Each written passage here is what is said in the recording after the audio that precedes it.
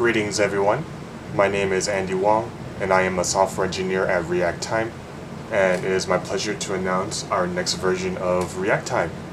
So, in our previous version we had support for stateful components, but in this version we have experimental support for React hooks and full support for our context API.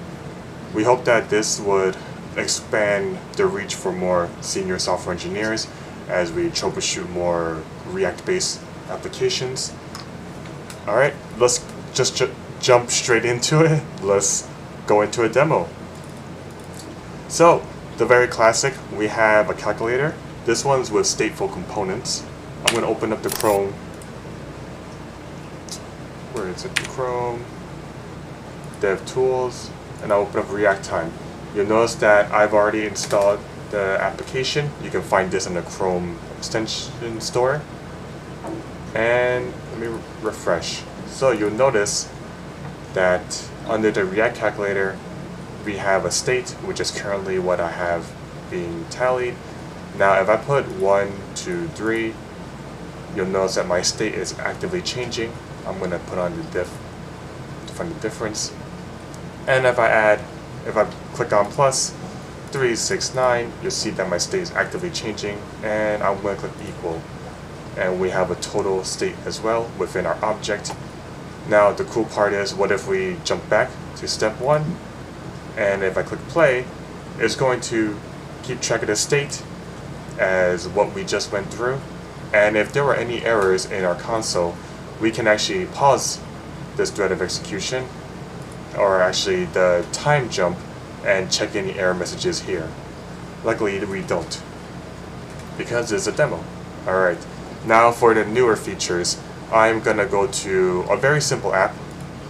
Now I know it's not as exciting.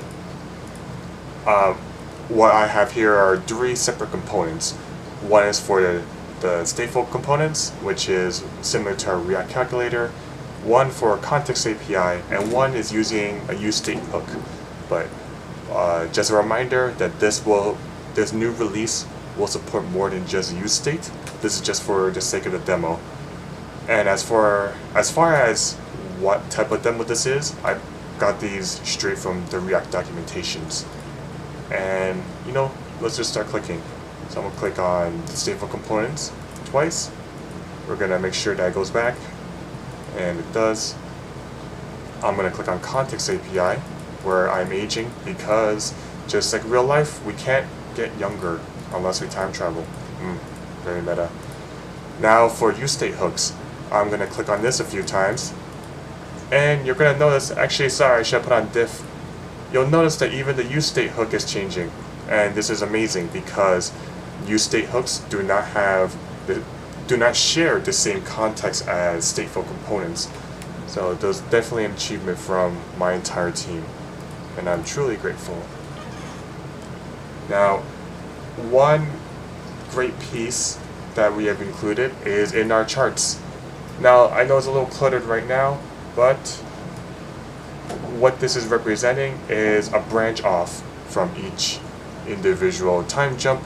As you notice, if I keep clicking on more states, you'll notice that the edges are ever increasing.